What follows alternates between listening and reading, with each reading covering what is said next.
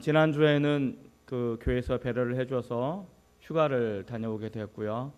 22년 만에 처음으로 모교회를 방문하게 되었습니다.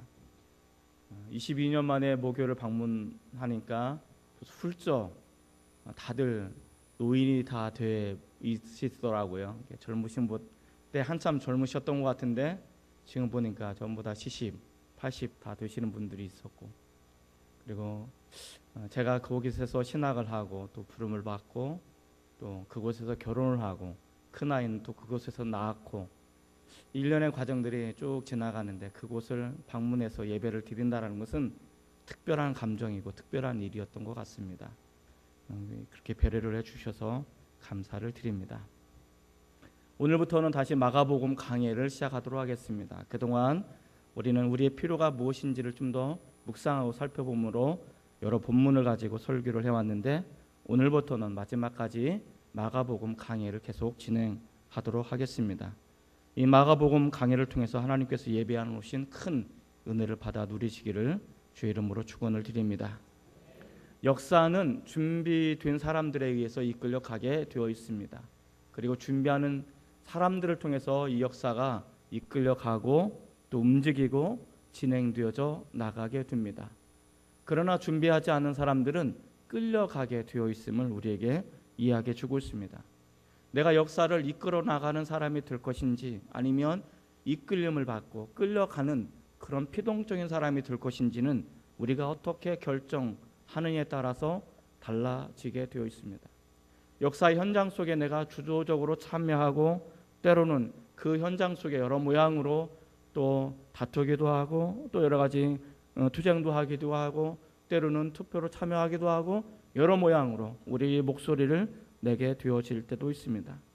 그러나 그것에 관심하지 않으면 그것에 이끌려 갈 수밖에 없는 사람들이 되어짐을 이야기해 주고 있습니다. 오늘도 우리 그리스도인들에게도 동일한 사건들이 나타납니다. 우리가 하나님 앞에 얼마만큼 준비되어 있느냐에 따라서 우리가 하나님께서 우리를 사용하셔서 이 시대를 이끌어 나가는 사람, 이 교회를 이끌어 나가는 사람이 되느냐 아니면 그저 이끌려 나가는 그런 사람이 되느냐에 따라서 달라지지 않을까 생각을 갖게 되어집니다.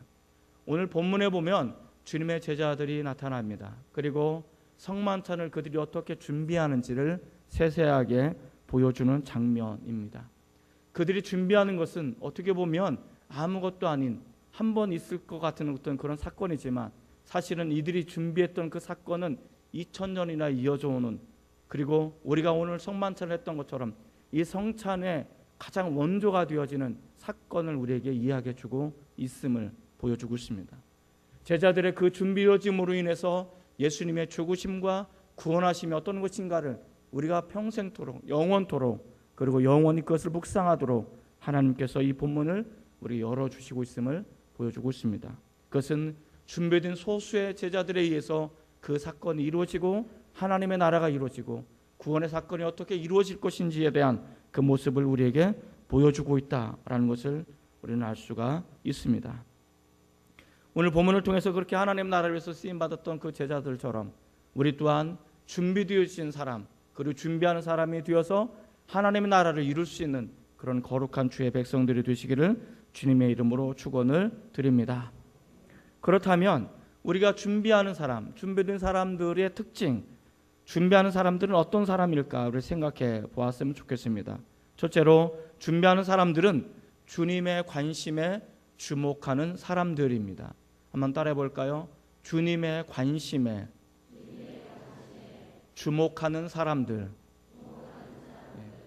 우리가 학교를 다닐 때 그 운동장에 모여서 조회를 하죠. 그때 앞에 나서 우리가 뭐 여러 가지 인사도 하고 그럽니다만은 교장 선생님이 나가서 주목하면 어떻게 됩니까? 바라보는, 집중해서 바라보는 어떤 것을 의미하는 거죠. 주목하다라는 것은 관심을 갖고 집중해서 바라보다라는 뜻을 가지고 있습니다. 준비하는 사람들은 어떤 사람인가?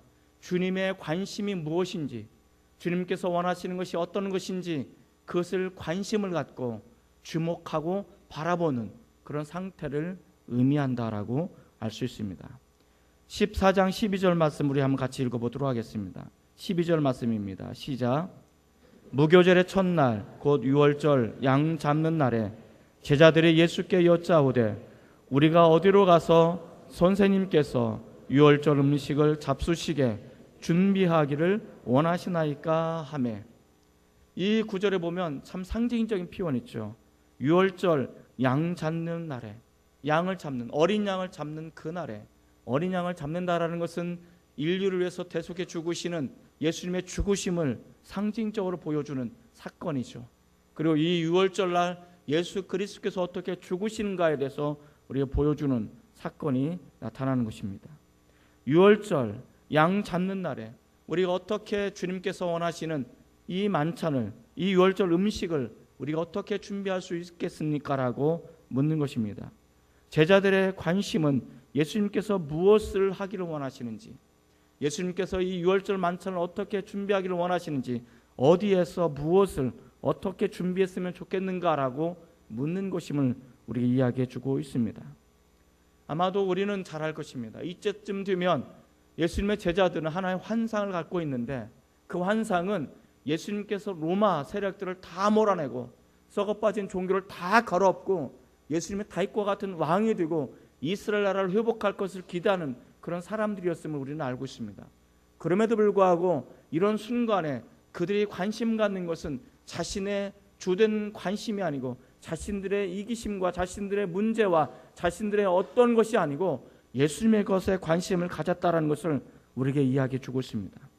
제자들은 자신들의 필요를 구하지 않고 예수님을 위해 자신들이 무엇을 준비할 것인가를 묻고 있다는 것을 이야기해 주고 있습니다. 나의 관심사에 주목하는 것이 아니고 예수님의 관심사에 주목하고 있는 것, 이것이 준비하는 사람들의 첫 번째 특징임을 우리에게 이야기해 주고 있습니다. 이것은 매우 중요한 영적인 원칙을 우리에게 보여주는 것이죠. 내가 원하는 것을 놓고 구하는 것도 매우 좋은 것입니다. 그러나 그것보다도 더 좋은 일은 내 것을 구하지 않고 주님이 원하시는 것을 구하는 것, 주님께서 원하시는 것을 내가 주목하고 관심 갖고 그것을 위해서 구하는 것이야말로 아름다운 삶의 모습임을 우리에게 이야기해 주고 있습니다. 하나님의 비전과 꿈을 꾸고 우리 주님께서 무엇을 원하시는지 구하는 것, 그래서 내 것도 구하기 바쁘지만 내 연약함도 구하기 원하지만 그리고 내가 당장의 문제 해결받을 그런 부분도 있기는 하지만 그래도 이것보다도 나보다 좀 더 열악한 사람들을 위해서 기도하는 것, 나보다 좀 더 눈물 난 사람들을 위해서 같이 울어주고 기도해 줄 수 있는 것, 나보다 좀 더 아파하고 고통 사람들을 위해서 내가 그 사람을 대신해서 예수님 앞에 기도하는 이것이야말로 우리가 주님의 일에 관심 갖고 주목하는 것이 아닐까 생각해 보게 되어집니다. 오늘날 우리들은 내 기도하기도 바빠요. 우리 자녀들의 기도하기도 바빠요. 내 문제 해결하기도 참 바쁘고 힘든 그런 시대에 살아가고 있습니다. 내가 내 것도 기도하기 참 힘들고 어려운데 우리 주님의 것을 관심을 갖고 나보다 더 열악한 사람들을 관심을 갖고 그들을 위해서 대신해서 기도하고 간구한다는 것은 참 힘들고 어려운 것입니다. 그렇기 때문에 여기에서 희생이 필요하고, 그렇기 때문에 여기서 이타심의 사랑이 필요하고, 여기서 우리 주님을 닮아가는 은혜가 필요함을 우리에게 이야기해 주고 있습니다. 저는 우리 주님이 성령께서 저와 여러분 가운데 강력하게 임하셔서 우리 주님의 것에 관심을 갖고 주목하고 바라보고 주님께서 원하신 것을 준비하는 사람들, 그리고 다른 사람들의 아픔을 가슴에 끌어안고 그들 대신해서 기도할 수 있는 그런 준비하는 사람들이 우리 모두가 되었으면 좋겠습니다. 그런 귀한 은혜가 우리 모두에게 있어지기를 주님의 이름으로 축원을 드립니다. 준비하는 사람들은 어떤 사람들입니까? 둘째로 말씀을 따라가는 사람들입니다. 한번 따라해 볼까요? 말씀을 따라가는 사람들입니다. 우리가 무엇을 바라보느냐에 따라서 우리가 그것을 따라가게 되어 있습니다. 내가 이 세상 살아갈 때 내가 무엇을 바라보느냐에 따라서 우리는 그것을 이루고 싶은 소망이 있고 그것을 따라가게 되어 있습니다. 세상에 성공을 원한다면 내가 이 세상 어떻게 돈 버는 것에 대한 관심을 갖고 그것을 주목하다 보면 사실은 돈을 벌게 되어 있습니다. 저는 비록 그렇게 부유하지는 못하지만 정말 부자인 사람을 제가 만난 적이 있습니다. 재산의 조대가 넘어가는 사람이에요. 물어봤어요. 어떻게 하면 그렇게 돈을 벌 수 있습니까? 라고 물어봤더니 대답이 참 기가 막힙니다. 밤낮으로 돈을 생각하면 돈을 벌 수 있다. 근데 정말 그래요. 밤낮으로 그것을 생각하면 돈을 벌 수 있는 길이 보인다는 거예요. 남들이 안 보이는데 자기 눈에는 보인다는 거예요. 기가 막히죠. 무엇을 주목하고 무엇을 바라보느냐에 따라서 그걸 따라가는데, 우리는 준비하는 사람들은 예수님의 말씀, 예수님의 관심사, 예수님께서 원하신 것을 주목하고 바라보면 우리는 예수님의 말씀을 따라가는, 주님께서 원하신 것을 따라가는, 주님이 말씀하시는 것에 순종하고 따라가는 사람들이 된다는 것입니다. 이것이 준비하는 사람들의 두 번째 특징입니다. 13절부터 15절까지 좀 깁니다마는 우리 또박또박 한번 같이 읽었으면 좋겠습니다. 13절부터 15절까지입니다. 자, 시작. 예수께서 제자 중 둘을 보내시며 이르시되 성내로 들어가라. 그리하면 물 한 동이를 가지고 가는 사람을 만나리니 그를 따라가서 어디든지 그가 들어가는 그 집 주인에게 이르되 선생님 말씀이 내가 내 제자들과 함께 유월절 음식을 먹을 나의 객실이 어디 있느냐 하시더라 하라. 그리하면 자리를 펴고 준비한 큰 다락방을 보이리니 거기서 우리를 위하여 준비하라 하시니. 이 내용이 어떤 내용인지 아십니까? 제자들에게 말합니다. 아마 예수님도 되게 기뻤을 거예요. 예수님, 우리가 주님을 위해서 유월절 만찬을 준비하기를 원합니다. 주님께서 우리가 어떻게 했으면 좋겠습니까? 기뻤을 거예요. 우리 주님께서 기쁜 마음을 가지고 제자들에게 말합니다. 너희가 성내에 들어가면 물 한 동이를 이고 가는 사람들을 볼 텐데 그 사람을 만나거든 그 사람들을 졸졸 따라가서 그 어느 집이 됐든 그 집을 들어가면 그 집 주인에게 우리 주인께서 잡수실 유월절 방이 어디 있습니까? 라고 물어라. 그러면 이곳이다, 여기다 라고 알려줄 것이다 라고 말하는 거예요. 여러분, 이게 쉬운 거 같죠? 쉬운 게 아니에요. 이건 마치 우리가 그 예전에 살펴봤던 것처럼 예수님께서 제자를 보내시면서 뭐라고 말하냐면 예루살렘 성내에 들어가면 나귀 새끼가 있을 텐데 그것을 끌고 와라. 내가 그걸 타고 가야 되겠다 라고 말씀하십니다. 제자들이 그러면 그 주인이 누가 왜 끌고 가느냐라고 물으면 이렇게 대답하라는 거예요. 주가 쓰시겠다 하라. 그러면 된다. 이게 말처럼 쉬운 게 아니에요. 자, 제가 여러분 누구에게 아무에게 딱 말했습니다. 장평상가 앞에 가보면 좋은 승용차가 있을 텐데 그것을 끌고 오십시오. 그럼 주인이 말할 겁니다. 당신 이걸 왜 끌고 갑니까? 라고 말하면 장평교회 담임 목사가 이걸 필요하다고 해서 끌고 오랍니다. 라면 내어줄 겁니다. 가서 끌고 오시겠습니까? 아무도 안 끌고 올 거예요. 물론 나는 예수님이 아니니까 안 끌고 올 거예요. 근데 이게 쉬운 게 아니라는 거죠. 마치 이것과 같은 거예요. 성내에 들어가면 물 한 동이를 이고 가는 사람 얼마나 많은지 어떻게 알아요? 그 사람 만나거든 졸졸 따라가서 이렇게 하라는 거예요. 이게 참 쉬운 것이 아닙니다. 그럼에도 불구하고 이 사건을 통해서 우리에게 두 가지 이야기, 두 가지 중요한 메시지를 소개해주고 있습니다. 하나는 뭐냐면 예수님께서는 모든 상황을 아신다는 것입니다. 그 모든 상황을 아시고 예수님께서는 모든 것을 예비해 놓고 준비해 놓고 있다는 것을 우리에게 보여주고 있습니다. 제자들 눈에는 그것이 안 보입니다. 순종하는 사람들은 그 눈이 그 사건이 보이지 않습니다. 그러나 예수님께서는 이 만찬을 미리, 이 상황을 미리 아시고 준비하시고 있다는 것을 우리에게 보여주고 있습니다. 그리고 만찬과 그리고 그 장소와 그 객실과 그 모든 상황이 다 예비되어 있음을 우리에게 보여주고 있는 것입니다.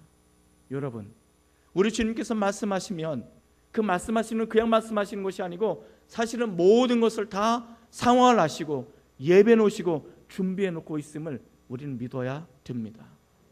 그리고 또 하나 여기서 알 수 있는 것은 말씀을 따라서 순종하는 사람들만이 예수님께서 예배해 놓으신 것을 맛보아 알 수 있다는 것입니다. 이 제자들이 이렇게 말할 수 있습니다. 주님, 그 무슨 황당무계한 말씀입니까? 그 내가 가서 뺨 맞이고 물세례 받으면 어떡합니까? 쫓겨나면 어떡합니까? 얼마나 낯가리고 얼마나 쪽팔림을 당합니까? 그러지 마시고 주님, 이것은 옳은 방법이 아닙니다. 좀 더 확실하게 내가 이해할 수 있도록, 그 사람이 이해할 수 있도록, 이 상황을 이해할 수 있도록 주님께서 설명해 주시고 설명이 되어지면 내가 순종하겠습니다 라고 말하지 않더라는 거예요. 순종이라는 것은 무엇일까요? 말씀을 따라간다는 건 어떤 것입니까? 말씀을 따라가다 보면, 순종을 하다 보면 우리가 이해가 되지 않는 것이 너무나 많아요. 내 이성적으로 합리적으로 이해가 되거나 납득되지 않는 것이 너무나 많습니다. 그러나 중요한 건 그것입니다. 내가 이성적으로 납득이 되어지고 합리적으로 이해가 되어지고 내가 설득을 당해서 그렇군요, 내가 그럼 순종하겠습니다라고 그렇게 순종하는 것이 아니라는 것입니다. 예수님께서 나에게 말씀하실 때 이렇게 하라라고 말씀하시지, 이렇게 했으면 좋겠고 이건 이러니까 너 이렇게 했으면 좋겠어 할래라고 묻지 않으신다는 것입니다. 우리 주님은 이거 해라, 저거 해라 라고 말씀하시는 분이라는 것입니다. 중요한 것은 그 말씀하심 앞에 내가 말씀을 따라갈 것인가 말 것인가는 나의 결정에 따라 달라진다는 것입니다. 순종은 나의 이해를 요하지 않습니다. 순종은 내 이성적으로 합리적으로 설득당하심을 이해하지 않습니다. 그걸 요구하지 않습니다. 중요한 것은 내가 말씀을 따라가는 순간에 예수님께서 예비해 놓으신, 우리 주님께서 준비해 주는 것을 우리는 맛보고 경험할 수 있다는 것을 이야기해 주고 있습니다. 이것과 비슷한 사건이 하나 있죠. 구약 창세기 22장에 가보면 아브라함에게 하나님이 나타나십니다. 그리고 아브라함에게 말씀하십니다.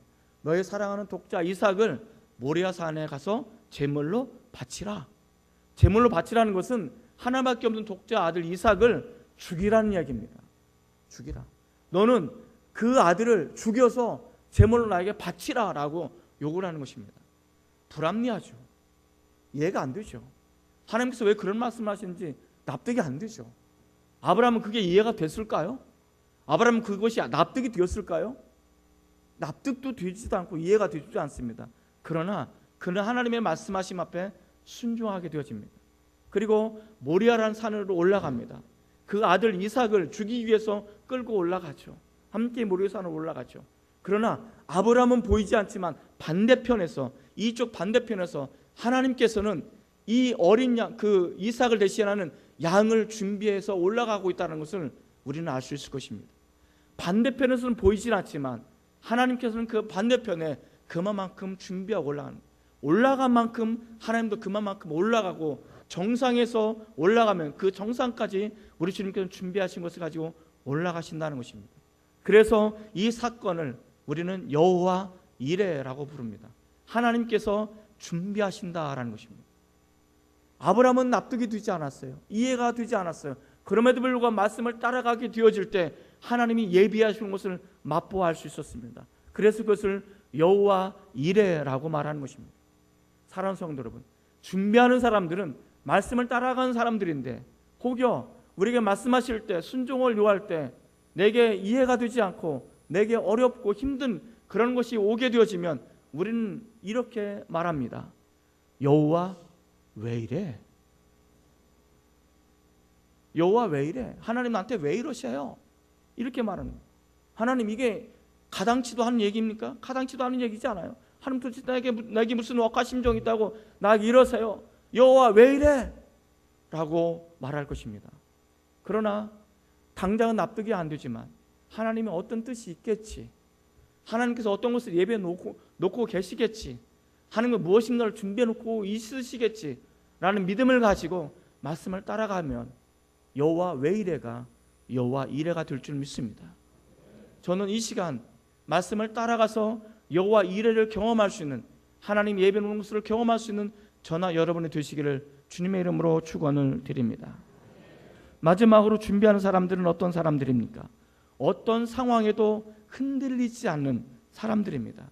한번 따라해 볼까요? 어떤 상황에도 흔들림 없이 따라가는 사람들입니다. 어떤 상황에도 흔들림 없이 따라가는 사람들입니다. 자, 예수님의 관심을 주목했어요. 예수님의 뜻을 주목하고 예수님의 꿈을 주목했어요. 그래서 예수님의 꿈을 나의 꿈으로 삼고 예수님의 말씀을 따라가게 되어집니다.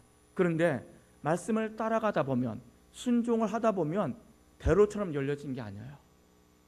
항상 주님의 길은 어려워요. 힘들어요. 남들이 가지 않는 길이기 때문에 좁고 협착해요. 그 길이 때로는 가시밭길이고, 그 길이 때로는 돌짝밭길이고, 그 길이 때로는 우리가 걸어가기에는 감당하기엔 너무 힘들고 어려운 그런 길이에요. 고속도로처럼 대로로 뚫려진 길도 아니고 좋은 차를 타고 가는 길도 아니고 때로는 우리 주님께서 원하시는 그 길은 참 힘들고 어려운 길이에요. 그런데 중요한 것은 우리가 주님의 말씀을 따라가다 보면 시련도 있고 어려움도 있고 가시밭길도 있는데 그런 상황 속에 우리 믿음이 흔들릴 수 있다는 거예요. 내 믿음이 흔들릴 수 있다는 거예요. 그 흔들린 순간에 우리 주님께서 무엇인가 나를 예비해 놓으신 것을 우리가 믿고 흔들지 말자는 거예요. 흔들지 말고 그 길을 따라가자라고 이야기해 주고 있습니다. 하나님은 지금 거제 땅을 이리저리 흔들고 계십니다. 얼마 전에는 지진으로 경주에 있는 그쪽에 지진이 일어나게 됩니다. 지진이 일어났을 때 사람들이 두려운 것입니다. 어려워요. 지난주 강용길 목사님한테 설교 들으셨죠? 이 친구 이름이 두 개예요. 하나는 정일도, 하나는 강용일.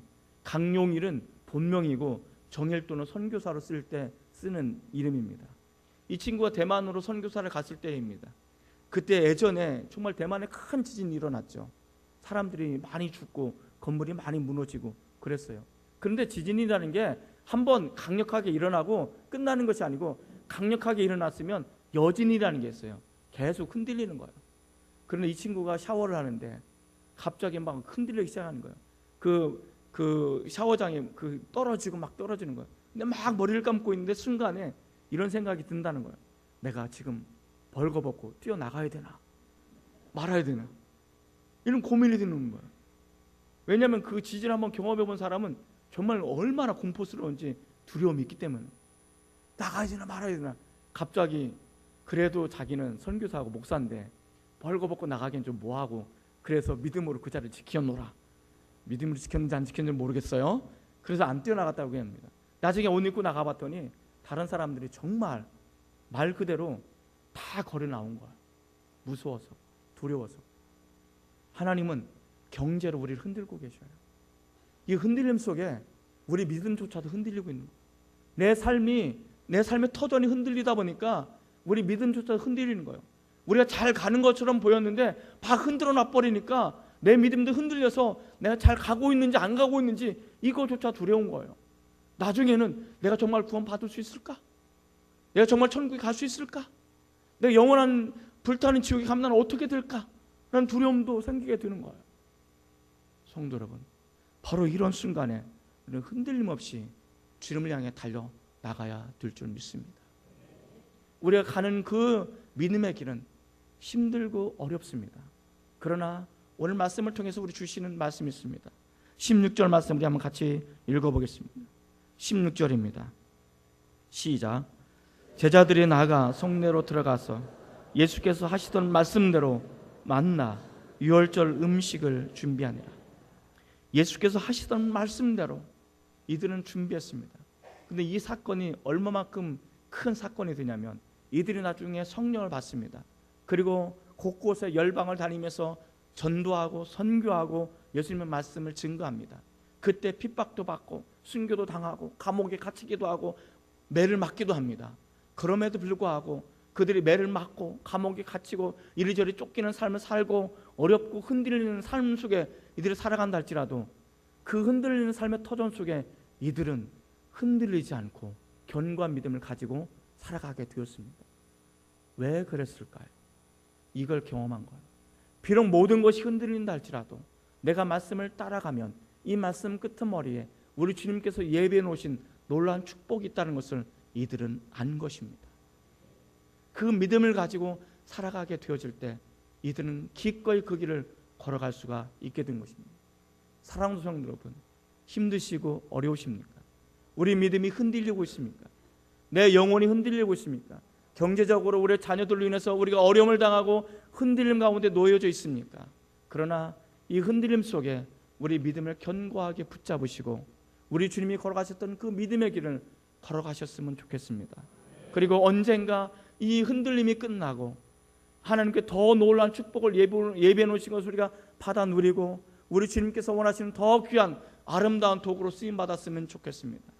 더 나아가서 우리가 이 세상 살아가는 동안에 때로는 질병으로, 때로는 경제적인 어려움으로, 때로는 자녀의 속썩임으로 때는 우리가 이런 모양으로 저 모양으로 어려움 당하고 고통 당한다 할지라도 이 믿음을 포기하지 않고 하나님의 나라까지 순례자의 모습으로 구도자의 모습으로 그 나라에 이른다면 우리가 영원히 누릴 천국, 우리가 영원히 누릴 행복, 그 영원히 누릴 그 기쁨을 우리 영원토록 맛볼 것을 믿습니다. 그것을 바라보시고 우리가 말씀을 따라서 순종하는 하나님의 준비하는 사람들이 되시기를 주님의 이름으로 축원을 드립니다. 기도하시겠습니다. 하나님 아버지,